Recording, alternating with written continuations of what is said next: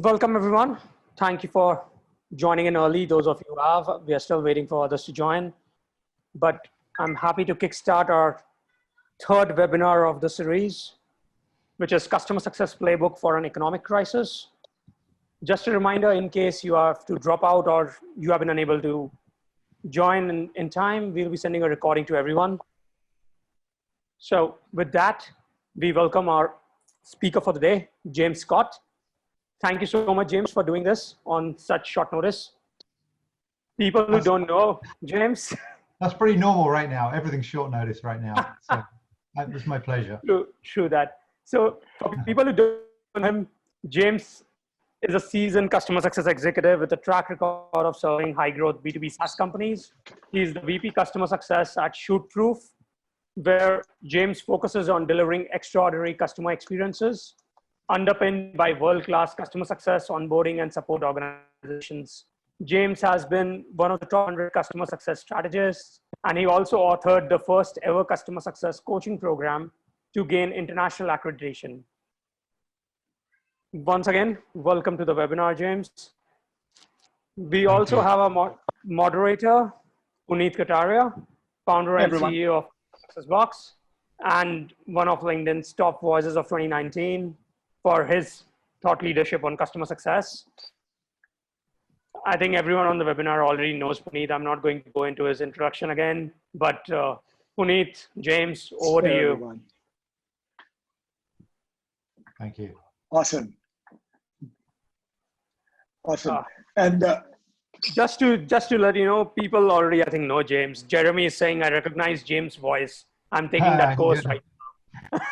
Yeah, Jeremy, sorry about that. You know, I bumped into somebody at a meetup a few weeks back, and they're like, hey, I know your voice, but I usually listen to you on 1.5 speed. So you sound like higher pitched.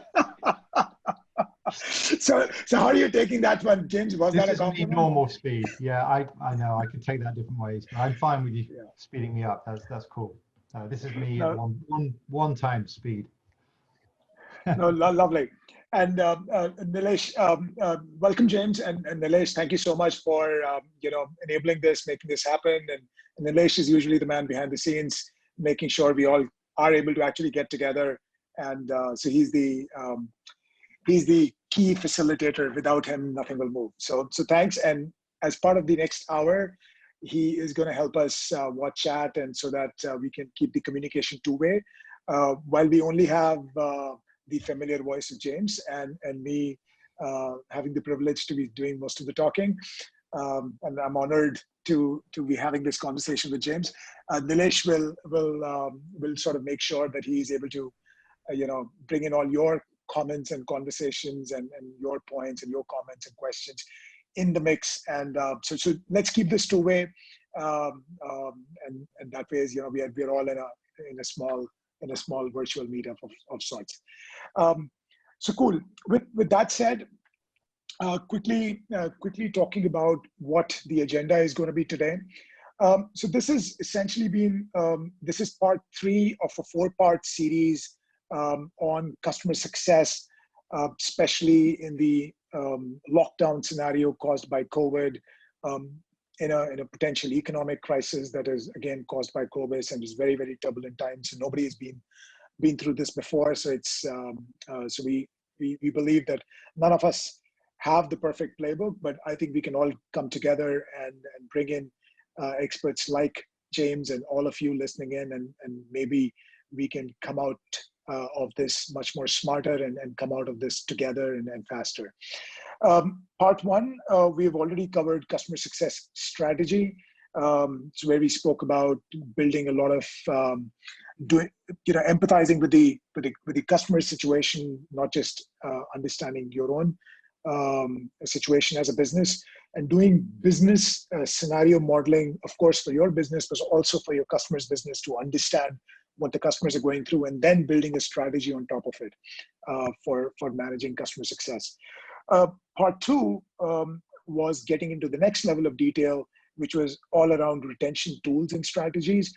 So primarily, we spoke about customer retention, and there we got into each and every tool that we potentially have in our back pockets, primary things like discounting, things like offering any additional professional services, offering any upgrades for a lower price or for pre-price, for a lifelong or for short term, all of that stuff. So we covered, I think, roughly about 10 or 11 such tools. If you've not checked that out, I think it'd be very interesting for you to take a deep dive into our part 2. So both part 1 and part 2.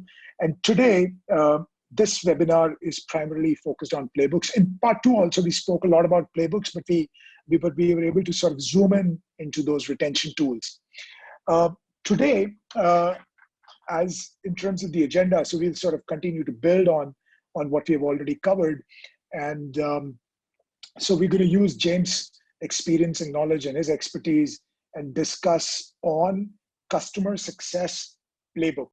Now we've got all these tools, but how do we put all of this together in a playbook which you can go and apply, which can start from, okay, who's gonna manage which accounts, how many hands do we need on deck, how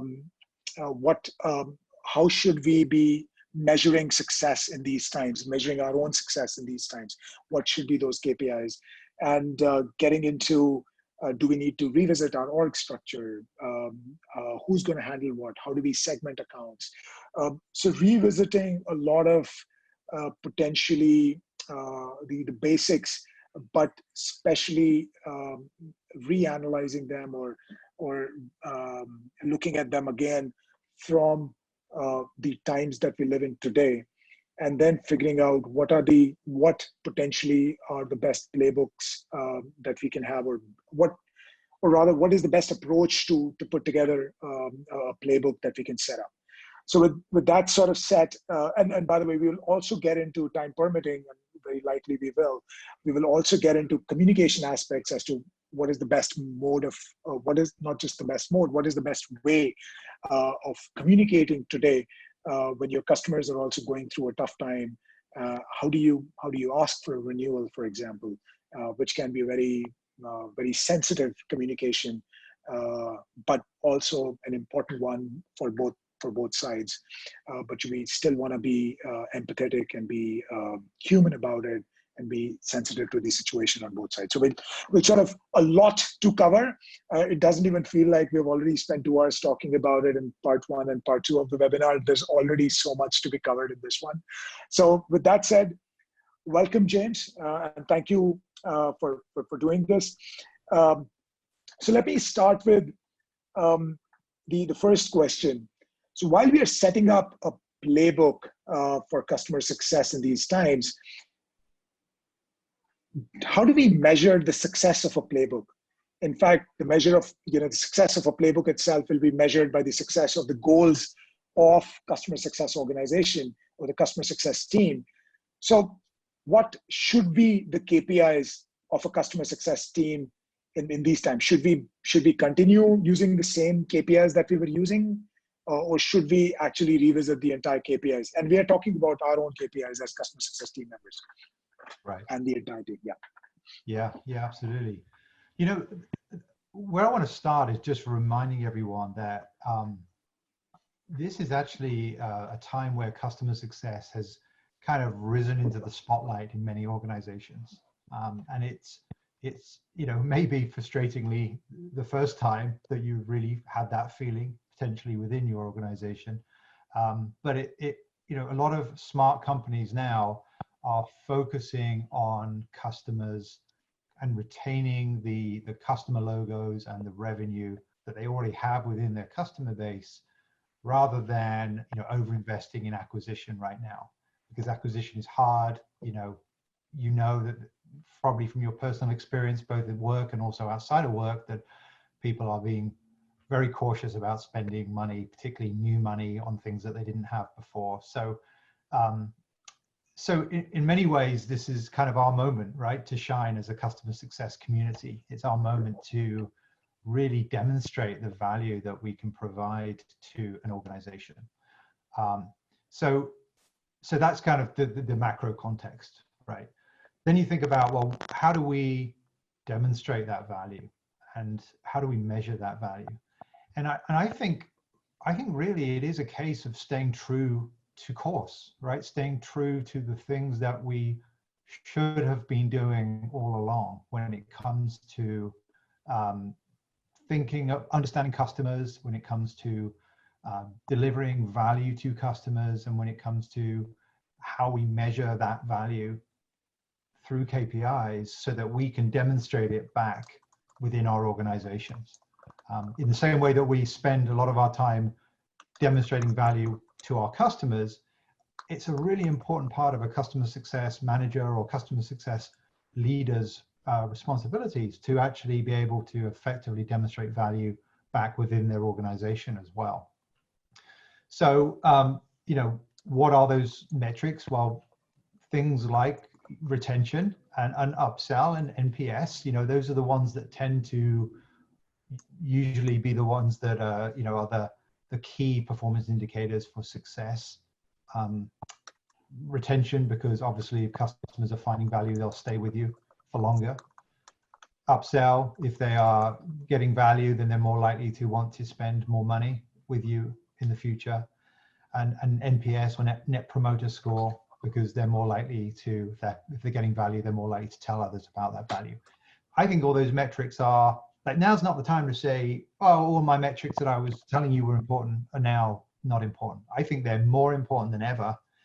And it's our job to help the rest of our organizations really understand why those metrics are important. And people are going to be looking at them now more than they probably ever have before. That's certainly been my experience, over the last few weeks within ShootProof.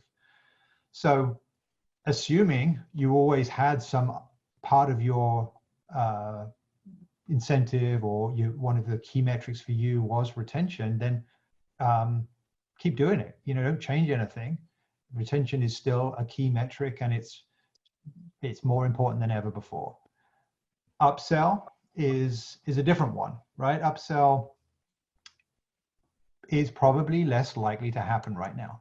Absolutely. Does that mean it's not a good metric? No, it doesn't. It is still a good metric. It's just the target for that metric might need to be adjusted, right? So I think that's my kind of overall message, is to stay true to your customer success principles and know your metrics well, keep consistent with those metrics that you're measuring, but have a conversation about the targets and what is reasonable in terms of what you can expect from each of those metrics, in the short term, the midterm, and then the long term, as hopefully we recover and come out of this current situation. Does that make sense? Oh, absolutely. No, thank you. And I think I think these are very, very, very fundamentally very strong statements that you've made. And I think retention is what the core job of customer success teams and customer success has always been, and those are something that we absolutely want to be continuing on. However, I do personally feel that so first of all, no customer success team runs only on one KPI or one metric. It's usually a set. It could be logo retention. It could be seat count if you're in the business where it's sort of measured by seat count or API consumption or whatever that unit or the build unit is that you do. But logo retention, user or whatever that build unit is, retention. And then we've got MRR retention, which has been, which is usually what the business world understands, because everything then should roll up to this. And then upsell, of course, can be treated independently or part of the MRR retention itself. And I'll come to NPS in a minute. So all these metrics, I think one interesting thing that I'm seeing is, or at least what I would like to chime in here and say is, I think it makes sense to prioritize or at least define the priority of each of those metrics. Not all those metrics in these times, I think they never carry the same weightage any point in time, because the priority of each metric will sort of define the core focus of your organization. If you put upsell right on the top, it speaks volumes of what you are expected to do, what the product management is expected to do, what the engineering is expected to do, what the marketing is expected to do. So it sort of speaks of volumes of the entire focus of the organization. And I think right now, given the times, I personally feel the logo retention, um, if there is one metric that needs to jump right on top, it has to be logo retention. Seats is something that you may or may not be able to control. I think COVID, Right. we all know it's pretty, the situation is tough.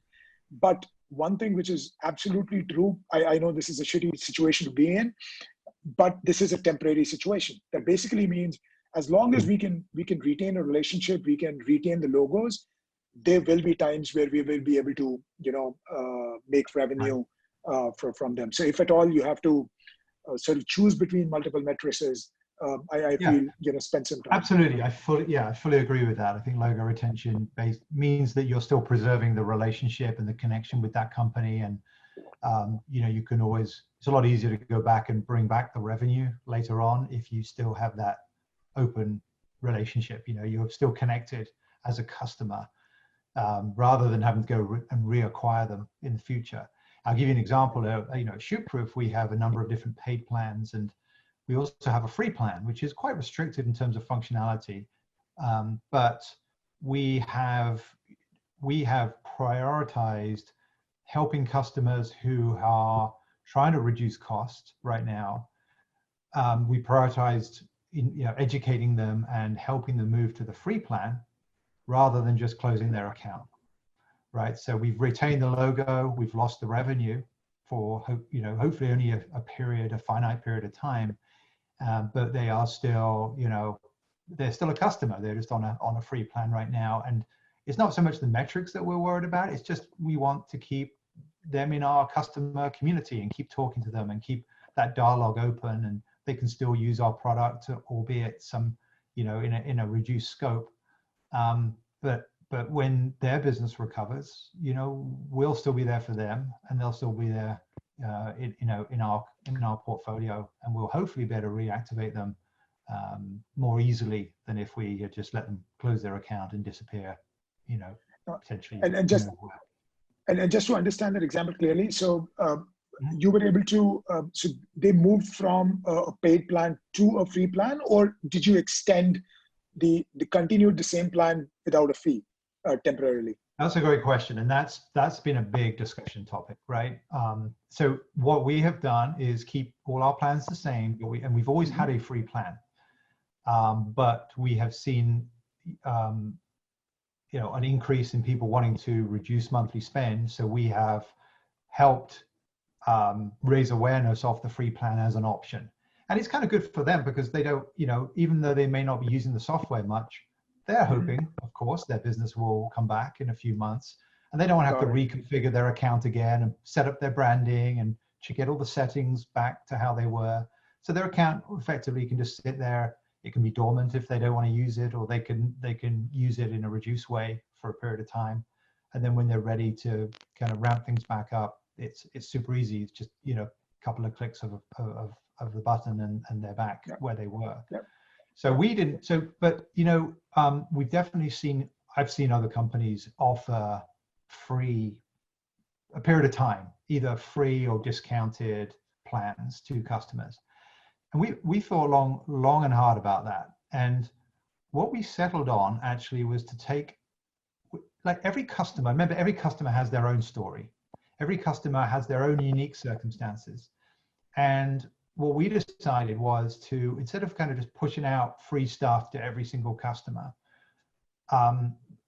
we waited for the customers to come to us. We said, listen, if you're experiencing financial hardship, if you're experiencing challenges right now, speak to us, right? We encouraged that conversation. And then in that conversation, we asked questions. We learned about specifically what, how this crisis was affecting their business. And then we offered a solution that was more tailored to their specific situation. Now, often that was a month free or, a couple of months free, but not always. We found, interestingly, a lot of customers who just needed other things from us, and we were able to offer those. And in the process of doing all of this, we learned a lot about our customers and how they're feeling and how they perceive the impact on the industry. And that's helped us just more generally to inform things like our education initiatives and what webinars are we going to run, You know, what guest speakers can we invite in to talk on a specific topic that we know is in top of mind for people. So, you know, we've connected with customers in very personal ways and learned stuff about them that probably we never would have learned had it not been for this unfortunate situation that we're in now. I think spot on. So this is something that we've been speaking about, that while you're building the playbook, while you're figuring out, you know, how do all the retention tools that you've got, you know, what all can you do for your customer in these times, you never want to never want to finalize that in a silo. You obviously want to be with those customers, even if you've got a large volume of customers, and you probably cannot do that one-to-one with all of them, but pick a sample size of 10, 20, you know, whatever makes sense in your business scenario, and to validate that this is the, these are the things that you can potentially do, ABCD, but do it absolutely in collaboration with them. And that way is, you know, give them a seat on the table, at least to a sample size before you finalize and say, okay, you know, proposal 1, 2, or 3, or option 1, 2, or 3, you know, for us, for both of you, the customers as well as the business, to go through this together. Yeah. Totally. You know, we've talked, sorry, just to close out on that, we've talked, you know, as an industry for, you know, in recent years, a lot about humanizing the relationships we have with customers, you know, and not treating them like a number on a spreadsheet, and connecting with the individual people at the end, you know, the end users who are actually interacting with our products. And I'll tell you what, it's been a fantastic, choose my words differently. Fantastic is maybe, it has been an opportunity to do that at a level that I have never actually personally even done in my career before, right? Where we've actually had these conversations and offered something to a customer that feels kind of small and inconsequential, and we don't really feel like we're doing enough. But they've written back and said, you know, I've got tears in my eyes. This means I can, you know, pay for my daughter's education this month, or things like that, like really human stories. And you realize that everyone has different needs, and everyone's in a different situation right now. And there is no one size fits all approach. And the best thing we can do is be curious, right? Which is one of those key competencies of a good customer success manager, is to always be curious, ask questions, and really get to understand customers so that we can help them, tailor help to them that's really impactful. Got it. No, lovely. Thank you. And so while we are on the KPIs, and I think, and you spoke briefly about maybe the KPIs will be the same, but we need to we absolutely need to go ahead and reset the targets. Mm-hmm. So what do you think are, how will one decide what should be those go-to goals? Do we even need goals, or should we just leave it open? You know, everybody is fetching.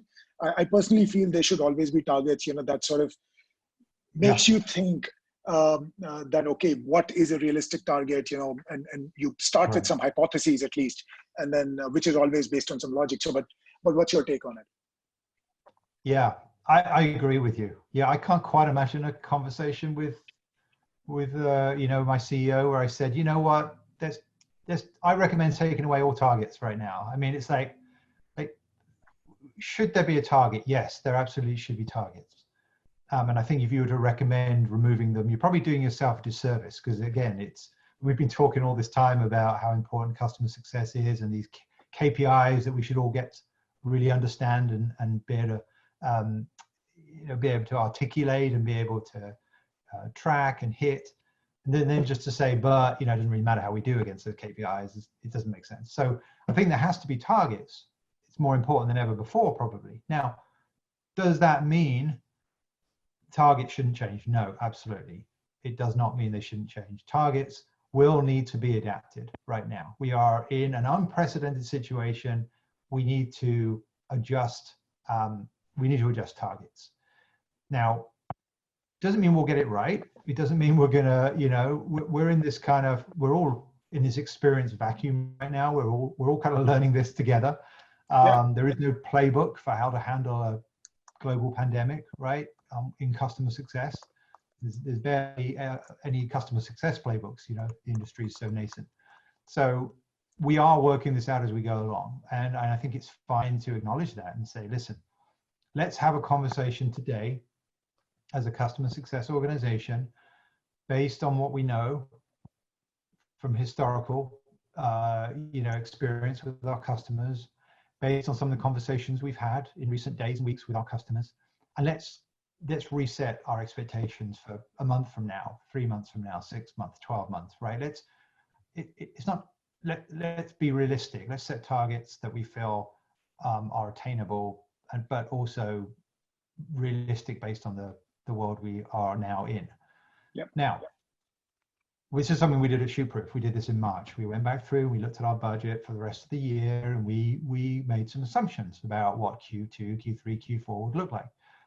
Now, here we are a month later, and now we're going back in and we're looking at those assumptions, and we're seeing how well we did, right? Not just how our actual numbers were, but how do we feel now about our forecasts for the rest of the year? Because we have a month's worth of data that we didn't have a month ago. Like a month ago, we had a couple of weeks of data and it was virtually useless. Now we have 6 weeks worth of data, and we can really start to better understand what's going on, how our customers are reacting, and make more informed, hopefully more accurate forecasts for the rest of the year. So I think we do need to adjust targets, but I think we also need flexibility from leadership to recognize that this is unprecedented. We're going to learn some stuff every week, and it's fine to go back and look at those targets again periodically going forwards to make sure they still feel like they're the right ones. Yeah, I think you're sort of spot on. So I've been speaking to a lot of founders, and there's always this for any businesses, every year, every quarter, every month. I think there is always a growth target, and that is what you typically chase. So you've got an MRR or ARR, and you basically want to month on month, quarter on quarter, year on year, grow on it. The gold standard today with the COVID, what I've been hearing from the street is that maintaining the same ARR that you entered the year with and maintaining that today is the gold standard, apparently. But of course, for a lot of, I think for a lot of us, this is obviously a very, very generic statement, but very specifically, you obviously want to be absolutely taking into consideration which industries are you serving in. So, for example, if somebody's serving hospitality, I think that's right. That's a very, very tough spot to be in. If you were serving airlines, these are, the truth is, as long as you can just maintain the relationship and hopefully come out on the other end, still having a customer and you still being relevant, I think that is absolutely the key. So yeah, but the gold standard today is zero growth. Yeah, and just on that, I've heard also that 100% kind of net retention being a gold standard. I'm not a big fan of like these generalizations across a whole industry. It's like saying, what is the right CSM to revenue ratio, or is it 2 million per CSM? Is it 1 million? It's like, it depends. You need to understand your organization and your customer base and the customer experience you're trying to generate, and you need to design the model that's right for your business. So if you're already have a net retention that's less than 100%, well, you're probably not going to, 100% is probably unachievable. It's going to be a lot lower than 100%, like during this period, right? If it's normally 150%, then maybe 100% is undershooting. Like maybe you should be aiming for 120%. There is no, I think it's easy to say, listen, when I come out of this, it'd be nice if I was just where I was when I came into it. That's kind of a nice simplistic way of kind of I guess erasing the memory of this whole unfortunate time. But listen, to your point, Puneet, I think it varies per company, and even within your company, within your customer base, if you serve different industries, right? You might want to think about segmenting your customers into kind of high impact, medium impact, low impact segments, right? Because if you got software, event software, and you have, maybe that's a bad example, because that would be an example where probably all industries are impacted. But you say some software sales management tool, let's right? say CRM. Yeah, and some of your customers are in the, you've got a major, like 30% of your revenue is in the airline industry, and 30% is in events, and 30% is on online education industry vertical, right? It's good to acknowledge that the impact on these different industries could be very different, and you might have a net retention target per segment rather than just a, kind of a general number that you're aiming for. So I think work out what your gold standard is for your company, and work as hard as you can to achieve that. Don't worry so much about other people's gold standard. Find the standard that's right for you, and that becomes your target for this period. No, spot on. I 100% agree, James, with that. It always depends on, I think, understanding your customer base, understanding your situation, and more you spend time in understanding that, more, I think, more logical, more relevant those goals, and more achievable those goals will be for everyone. Absolutely. So moving on and continue to build on it. So we've got KPIs, we've spoken about targets and how we want to, figure out our own gold standards. Just going to interrupt you here. So we have a couple of interesting points from the audience. Nimesh is saying, how about, making advocacy an integral part of the team's KPIs? Not just NPS, but measuring case studies, webinars, referrals, guest blogs, because none of that will happen if you haven't delivered the value. Yeah. Yes. That is a good idea. I think when we talk about metrics, we generally think about leading and lagging metrics. So the metrics that I've been talking about so far are lagging metrics. They're kind of the most important things, and they are most closely related to the business outcomes, but they take longer to influence, right? They're big metrics. Leading metrics could be things like, how many customers am I connecting with per week?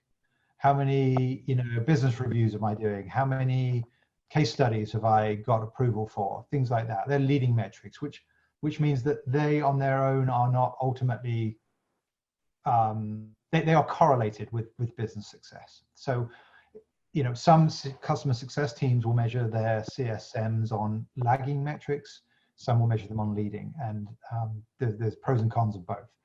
So I think yes, if you have a team that is already measured on metrics such as that, then they're good ones to continue to focus on. We're certainly finding with our customers at ShootProof that they're not very busy right now. Our customers are photographers, so they are taking pictures of weddings, family portraits, events, conferences, right? So they've been pretty dramatically affected. So what we're trying to do now is, we're recognizing they've got time. So, for them, actually participating in like community events or sharing their story with other photographers is actually something that they're willing to do. However, I could imagine another scenario where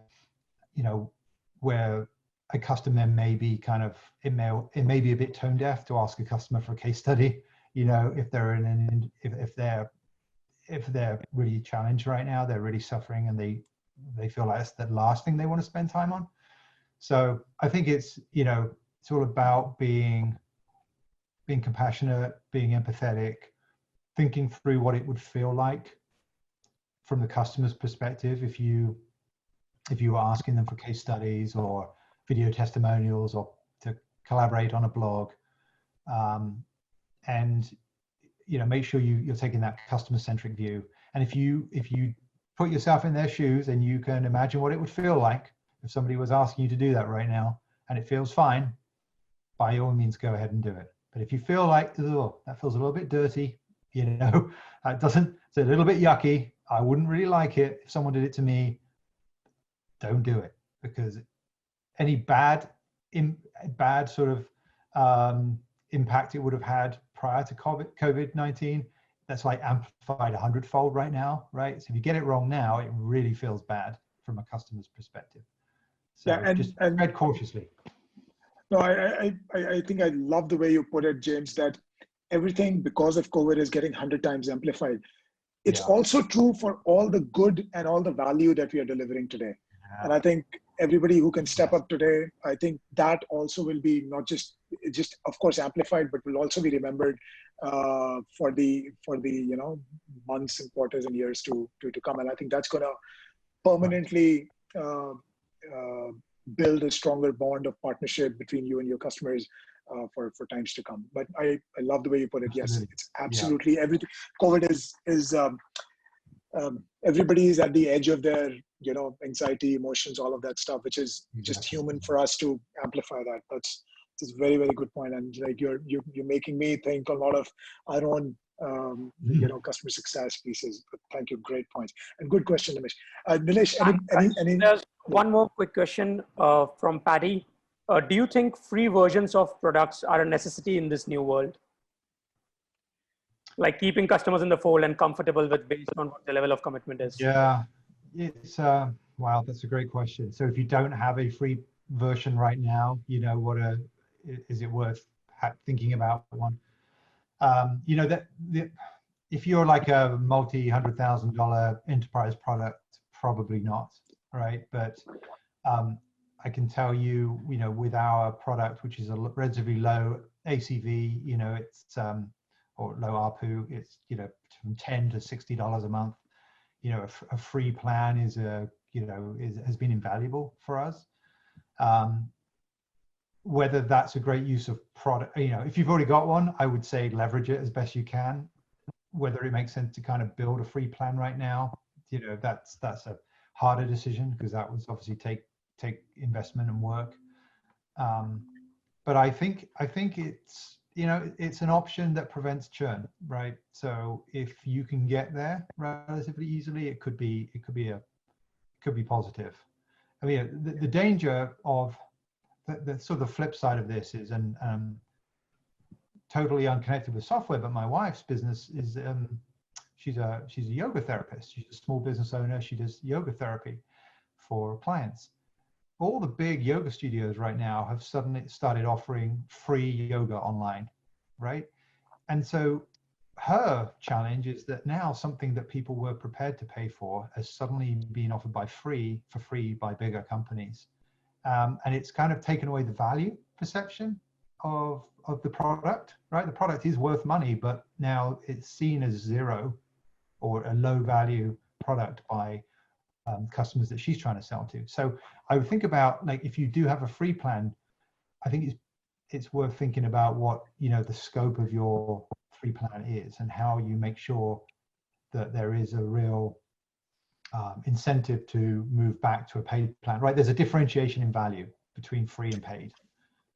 Right, and I personally think so. First of all, I think where your product engineering resources should be put in, assuming, and Barry, I'm assuming your question was, should there be effort put into coming out with a free plan? We've spoken about this in some of the past conversations as well. I think what is more interesting is understanding and empathizing with your customer situation, figuring out what you can do through your technology, through your product that will keep you more relevant in the times today. And if you are like a few inches away or a few feet away from being more relevant, I think steering your efforts and energies to being more relevant, I think is sort of the right move. Now, how do you distribute that? How do you sort of deliver that additional value? Is it going to be free? Is it going to be paid? Is it going to be forever free? Is it going to be paid from day zero, or is it going to be temporarily free? And those are some of the more creative ways of I think thinking about it. For example, a lot of co-working spaces have been either temporarily extremely reduced prices, or I don't think they're free yet, but majority of them are temporarily reduced price. And as consumers, everybody understands that, yes, the usage is low at this point in time, and it's only a temporary measure, which will help them also get through it. As long as you're communicating it clearly, I think you are able to deliver, or at least talk about the value. And I'm sure, I think, James, it's a very, very legit point that you're talking about of the yoga studios, because gyms are also extremely affected with this lockdown, because we are all trying to stay away from crowds, and gyms are typically social clubs by the nature of communities. And they're all, I think, trying to keep the communities together, still trying to be relevant in today's times. And I think all of them then absolutely hope that majority of us, well, it never is majority, but especially when it comes to gyms, but a lot of us will hopefully, switch to a paid membership. And this is an opportunity for them maybe to just reach out, say thank you, and continue to be more relevant, and also hopefully acquire more customers for the future. Yeah. And it kind of ties together, the stuff we talked about around upsell as well. And I know there's a lot of kind of concern around whether you should talk to customers about upsell now and renewals as well. But, I think if you remember the core principles of customer success, right, is to help customers extract as much value out of the products they've already purchased as possible, number one. And then number two is look for ways to provide them extra value on top of that by adopting other products or enhanced functionality, i.e. upsell. So, now I've spoken to a lot of companies that are unlocking premium features in their product and making them free for this period, right? So you've got what the customer's paying for, but there's maybe a higher tier plan that's got more features, more value that the customer could unlock. They're offering that for a period of time for free. So it's kind of a win-win-win, right? It gives more value to the customer to help them through this period. And it creates a ton of goodwill from the company to the customer, from the customer's perspective. And then, hopefully 3 months down the line or 6 months down the line, whenever it is, they've got used to using those features. And now when you're having a discussion around, well, actually, as usually this is X amount per month. We gave it to you for free for 3 months to help you through that period. They're like, well, yeah, thank you for that. It really helped me. And I can see the value because I've been using it. And it was super nice of you to do that. So that upsell hopefully will become a very easy conversation 3 months later, or whatever period of time later. Oh, absolutely. I think great example there. So coming back to our core playbook pieces, sorry, I have to get the door. That was my daughter. Okay. Yeah. Back to the topic. So one of the things that I've been we've been thinking about is how can we amplify the playbook? A lot of these requires one-to-one touch points. A lot of these require a lot more communication, a lot more engagement with the customers in times versus the normal times today. So do you think we can somehow get more bandwidth from the functions which are not, which have some spare bandwidths today, acquisition being one of them? For example, sales sort of comes to mind, comes to top of mind. Even marketing can help you reach out to your, go one-to-many in terms of messaging to your customer base. And the third, but not the least, is how can you leverage your CEOs, your CXOs, the entire management to actually participate in this a lot more, because whenever the CXOs will come in, they'll absolutely be more effective, but you only get so much bandwidth from them. So essentially, should we temporarily restructure the org? Move people from one function to another. In fact, it just so happened today I got actually a call from my banker asking for feedback, and I'm speaking to somebody from the bank, and I realized this person was originally supposed to be doing acquisition, and now she was essentially trying to get some feedback and trying to check out if there are any specific concerns around this area. So that was a great example there. But what's your view, and which functions make sense? And specifically, yeah, absolutely. Yeah, I think I think it makes sense. I think it makes sense to temporarily give, whether it's, you know, a different set of responsibilities to people on the team. I mean, that's always an option, right? Your company is just, you have a strategy and you have a plan to execute against that strategy, and then you have a set of individuals with certain skills who execute that plan. So, you know, first up, you need a strategy, right? What is the purpose of this, you know, what are you trying to achieve by reassigning roles? Or like, what is the information? You're trying to learn more about your customers. You're trying to get upsells. You're trying to handle, you know, an increased support load. What is the high level reason? What is the why?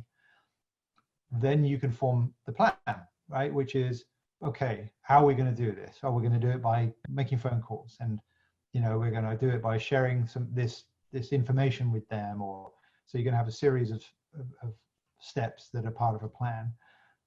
And then you can bring in the sales team or the SDRs or whoever and train them on the plan and, you know, and execute against it. But that's absolutely fine. That, you know, what I advise being cautious against doing is just kind of knee-jerk reactions, you know, oh, could you help me with these calls because, you know, I haven't got enough bandwidth. Well, you know, as you know, if you put somebody, for example, on a sales team in touch with a customer and they've not spoken to them before and they don't understand that customer and they come in and say the wrong thing or push for an upsell that isn't there, you know, that's a great example of that bad experience we were talking about earlier, which can then take one poor experience can undo a bunch of good experiences that happened prior to it.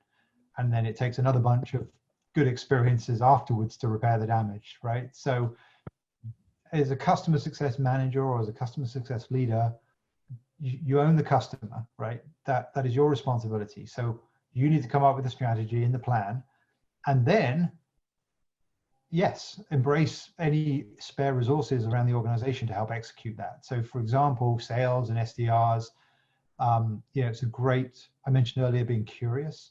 It's a great time just to ring up and check in on customers, as it sounds like your banker did for you, right?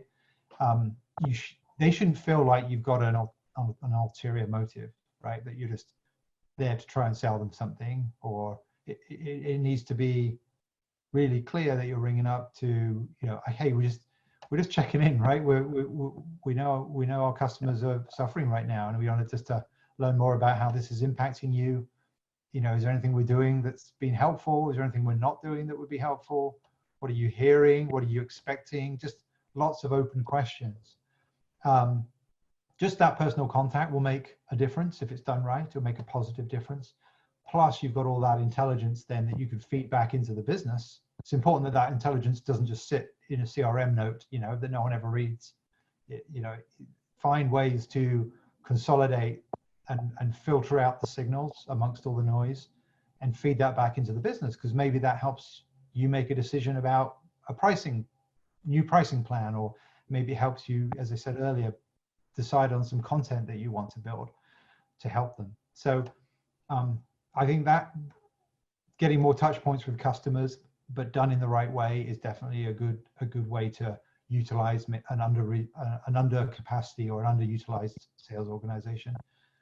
As for executives and exec sponsors, you know, it's a great time for thought leadership. It's a great, you know, one of the things that customer success, you know, one of the things that is always very popular in business reviews and things like that is where you do benchmarking, or you share knowledge of what you see happening across the industry, because every customer is wondering whether they're the only one feeling it this bad, or they're the only one worried about the future. So I think that's a great use for executives. You know, maybe could be webinars, could be blog written content. It could even just be virtual meetup, right? We've started doing a weekly customer meetup where we just kick off a Zoom call once a week, and customers can just come and chat. And sometimes, you know, we pick a topic or two, but it's very informal.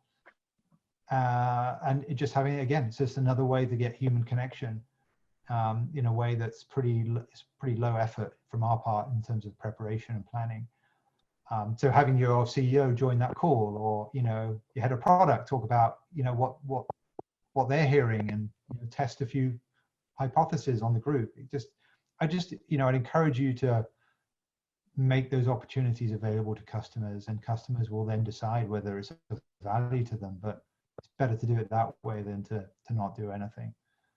Yep. So, and then Got I it. think lastly, the other one I was thinking about was the marketing team, and obviously content production is key right now. So we for example put out a blog post all about the US stimulus package, the CARES Act as it's called, and a guide of how photographers can use can get funds from that stimulus fund. And that's been like our top content piece, for a long time, right? And a lot of people who aren't even customers are using that content and relying on it. So, and that was our marketing team, thinking about how do we help our current customers. Let's not worry about acquisition right now. Let's think about retention and helping customers be good at running their business, but also help them discover new features and functionality that will be interesting and useful to them. Oh, lovely point. And so, Nilesh, I see some comments coming in. If you want to share those, feel free. If you. Yeah, sure. So there are a couple of questions. One is around communication, which I think we'll take it at the end. The second one is quite interesting. It's from Ellie, and she's asking, what if? So they are being asked to hit higher and higher metrics, while clients are needing more and more discounts. What's the best way to communicate to management what CS is facing right now? Yeah, that's a very interesting. Being asked to hit higher numbers by your leadership team, and then customers are telling you, they're actually looking for discounts. Interesting. Yeah. That's tricky place to be. And my standard answer to this question about how do you help others in the organization better understand the customer and the challenges, or the way that you're working with customers, which is I always take a two-pronged approach, like data and customer testimonials, customer quotes. Why data is important is because I think as a customer success discipline, we've been relatively, we're still getting our arms around data and metrics. And as a result, a lot of the conversation we have internally are around what we think, how customers are feeling. They're feeling stressed. They don't think it's worth it. They want a discount. They think we're being too slow. Whatever the feeling is, we relay that. And now that definitely is important, but a lot of the higher you go in an organization, the more you're driven by metrics, right? The more you spend, more of your life, unfortunately, you spend looking at spreadsheets and KPIs and things like that. So you've got to speak the language of your leadership. So data is key, right? Thinking of things that you can measure that illustrate why a certain strategy isn't working, or what customers are telling you, right? Hey, I did 20 calls, and of those 20 calls, 18 of those calls had a negative reaction to this thing that I said, right? And of those, they accounted for this much of revenue, and et cetera, et cetera. So you start to track and use data to form the argument as to why you think something should change. And then you bring in the emotional piece, the customer feelings, to kind of put flesh on the bones, to give them an emotional connection to data, because data on its own is also has its flaws, right? It's very black and white. It's very easy to forget that there's a human being at the end of the table. So you can say, listen, 18 out of 20 of these conversations I've had have gone negatively. And in fact, here are 2 quotes. These are verbatim quotes from 2 of those 18 customers, where they said, how disappointed they were in us, that we would suggest that thing to them, for example. So you've got a combination of data and that emotional kind of validation from a customer's own mouth. So it's no longer your words. It's not like what I think. What I think is not important. I'm just sharing with you what the data says and what the customer says, right? Right. You can form your own conclusions from that. Okay, James, Nilesh, yeah. pardon me. I've been jumping on the top of my seat, and I'll be very direct here, guys. I think my best answer here. So there are two parts to any playbook: figuring out the playbook and then scaling the playbook or rolling out the playbook at a large scale. Whether it's leadership or whoever has a certain expectation, I think the first. Yeah, and those you believe are unrealistic to achieve, you can try a couple of times, few times, and you're seeing that it's not working. I will invite the leader and say, hey, can you show me how it's supposed to be done? Pick up the phone and then do it. And then I will go ahead and scale that playbook. And I think this is where the leadership is also tested, and the leadership needs to, step up and show, okay, these are tough times and this is the right conversation to have. And we've all been in tough situations. And I think there is, overall, when everybody is in this COVID situation, it is a difficult time, and there may, nobody can, either we all win together or we all lose together. It'll never be the case that, you will be able to, any one of us will be able to, one side will be able to extract more discount or the other side will be able to extract more renewal. It has to be, the right balance, which is dictated by the situation that your customer is in, which is also dictated by the situation that you are in, depending on what is the position of your organization. Is there a freemium plan? And all of those variables brought in. I think, so forming playbooks has two pieces, and I just want to stress on that. Figuring out the right playbook, and that's where we are doing enough sampling and let the leaders show it to you. And once we've figured it out, and you probably want to try a few things, and then you will say, that's not working. This is unrealistic. This seems to be the right balance. This is as far as we can push it, or sounds fair. And then you go ahead and roll it out with the rest of the larger, whether it's a temporarily scaled team. And I don't know, some people have been very, I've heard not very comfortable with, and James, like you rightly cautioned, I think, you don't want a sales guy to be, speaking something which is not, because this individual is not used to speaking, being empathetic to customers as the years of training will go. But as long as we have our playbook well tested and polished, I think everybody in the organization can be trained to deliver repeatable results there. So yeah, sorry, I just couldn't hold it there. Yeah, no, go. You get it out for me. That's fine. I was just kind of wrap up because I know we're almost at time. But just saying that, this is the time to be vulnerable as well. It's like I know we've talked about that again in customer success for a couple of years now, but again, as much as we're trying to understand the human being at the other end of the phone, we're also a human being. So it's like, hey, listen, I feel really awkward making this call to you today. I know that you're probably, suffering, and there's a lot of uncertainty and XYZ, but I also know that your contract is coming up for renewal, and we need to work out the best way to handle that given the situation we're in. This is what I'm thinking based on my best understanding of your situation, but I'm also worried that I may have misunderstood this, or I might be wrong, So being vulnerable to your customers, I think, goes a long way, because we are all human beings just trying to make the best of a crappy situation. And so, I think as long as you have that, open that door to vulnerability and recognize that, hey, I'm a human being too, and I'm doing my best, then you're more likely to find a good path forward in collaboration with the customer. Yeah, no, I think that's a great way to communicate and open that conversation, being empathetic, and also, calling it out that, hey, this is a situation that we need to figure out how do we handle your contract, and we want you to be obviously continue getting the value from the product. So, Nilesh, sorry, I didn't mean to cut you off. You're the one who's connecting us with everyone. Please go ahead. Not a problem. So I think, with the whole thing about, how do you get your management to be on board? There are a couple of very interesting points from the audience. One of which is get your management on a couple of customer calls. Get them to hear it live from the horse's mouth. Yep. And that might sort a lot of issues out for you.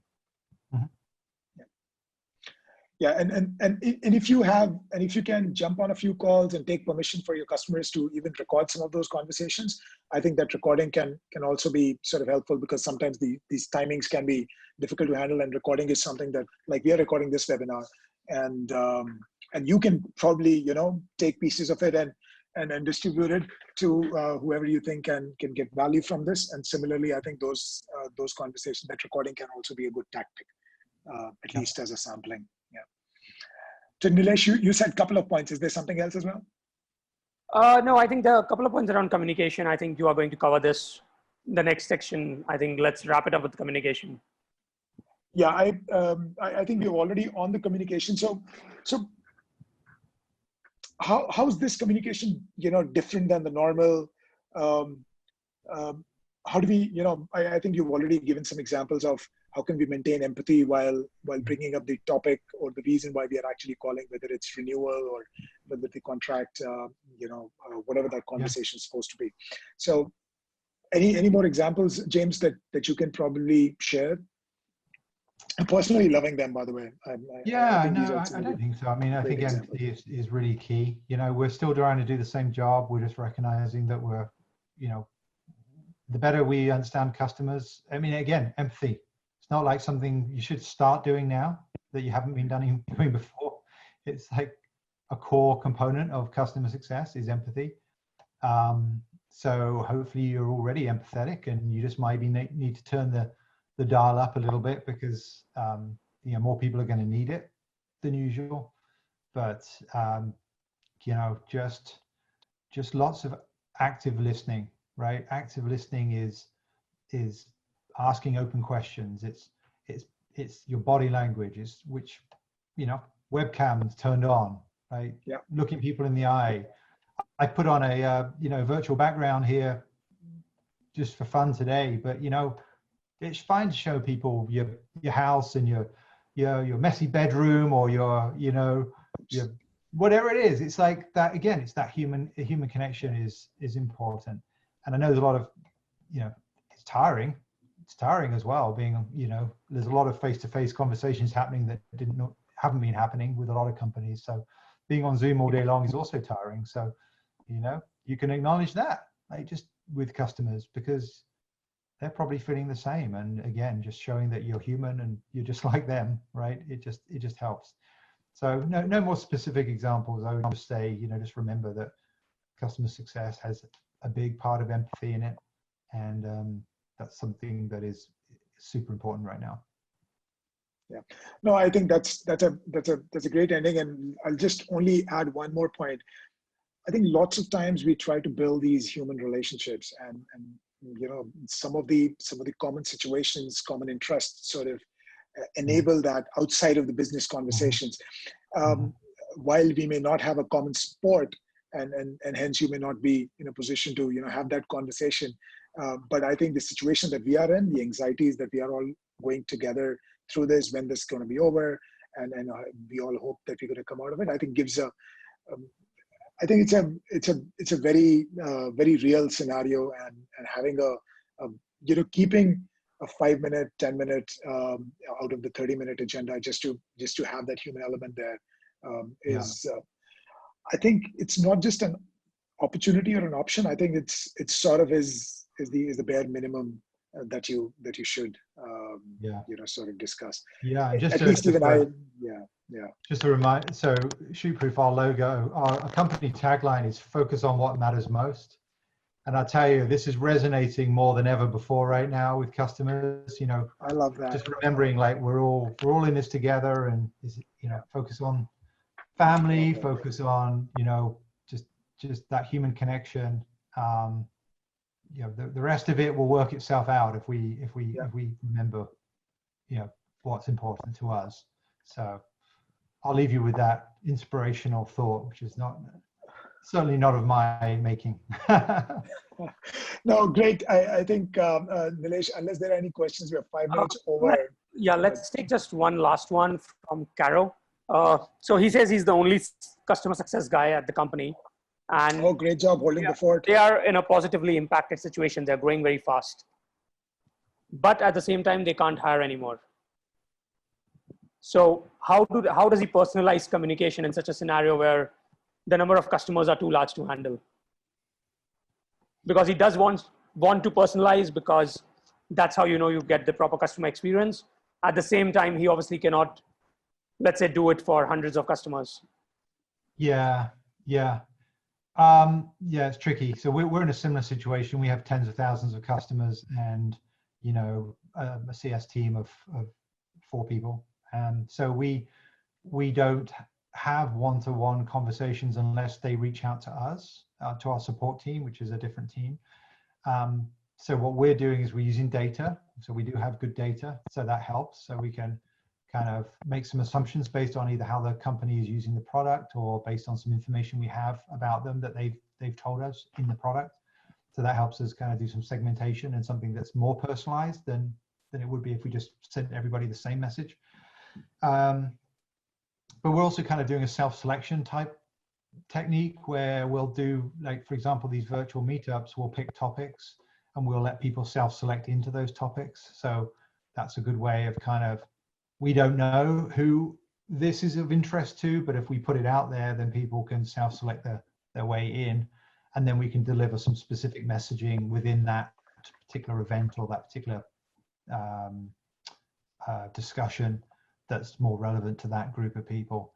So, yes, you're right. You can't have one-to-one conversations if you've got thousands of customers. So you need to think about these one-to-many things, but where you can use data and techniques like I just described to make it a little bit more personalized, so they at least feel the information they're getting is relevant.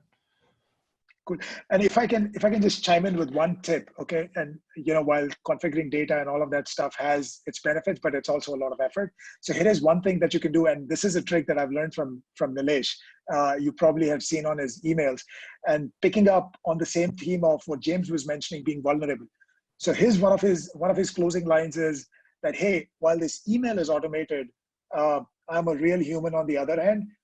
The response, if you will hit reply, it will come to me directly and I will respond to it. And I think accepting that this is an automated drafted email is asking the right questions, but I'm a real human on the other end, and I will read it and I will respond back. Embracing and being vulnerable, like James mentioned, while trying to show the human side that as you go.